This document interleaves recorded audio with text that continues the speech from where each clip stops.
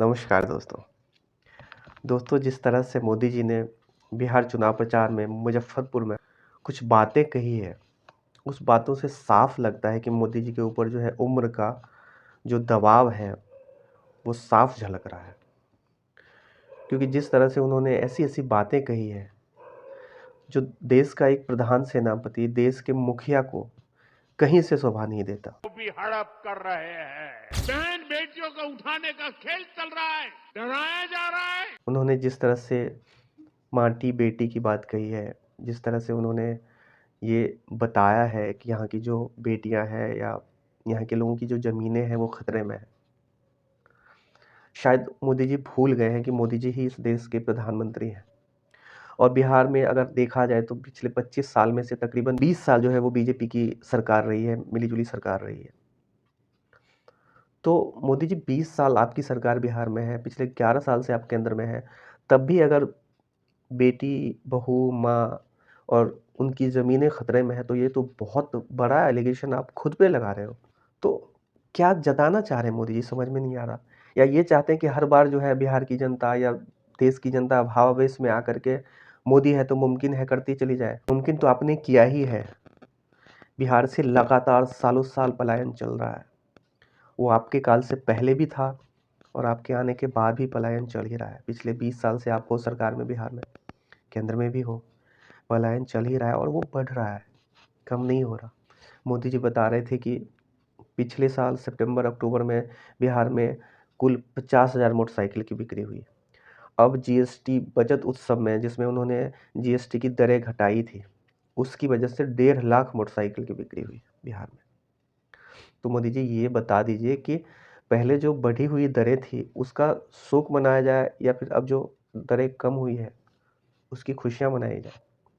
और पहले जो 50,000 बिकी थी, उसकी वजह भी तो बता देते कि हमने जीएसटी बढ़ा रखा था, इसकी वजह से बिक्री नहीं हो रही थी। तीसरी बात, मोदी जी कह रहे हैं 1 जीबी डेटा की कीमत चाय से भी कम है। तो मोदी जी ये बता दीजिए कि वो जो 1 जीबी डेटा की जो कीमत है, उसका शुक्रिया अदा आपको किया जाए या फिर मुकेश अंबानी जी को किया जाए? किसने सस्ता किया? बहुत सारी ऐसे सवाल हैं, जो मोदी जी के खुद के भाषणों से निकल के आता है। ऐसी-ऐसी बातें, विलक्षण बातें बोलते हैं जो उनके खुद के कार्यकाल पे सवाल उठाता है। जंगल राज था बिहार में। आज से 95-2000 के दौर की बात को ये लोग जंगल राज कहते हैं।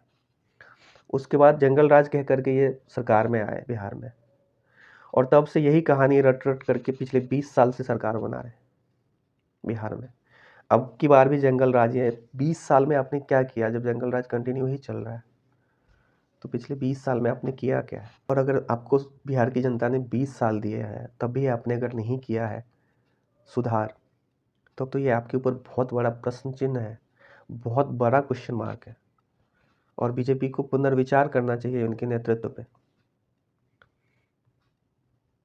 क्योंकि बिहार ने आपको 20 साल दिया, फिर भी आप वही गाना गा रहे हो जो 20 साल पहले गा करके आए थे सरकार में।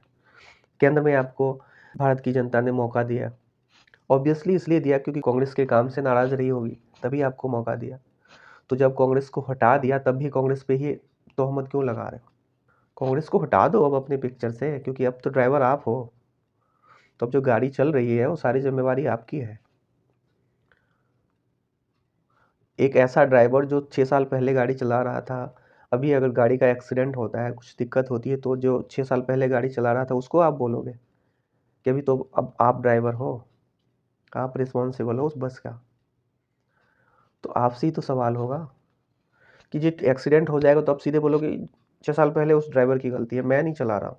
किस तरह का तर्क दिया जा रहा है और लोग ताली भी बजा रहे हैं, कमाल की बात है। दोस्तों, इस बारे में आपकी जो भी राय है कमेंट करके ज़रूर बताना। कंटेंट अच्छा लगे तो चैनल को सब्सक्राइब और शेयर ज़रूर करना। बहुत बहुत धन्यवाद।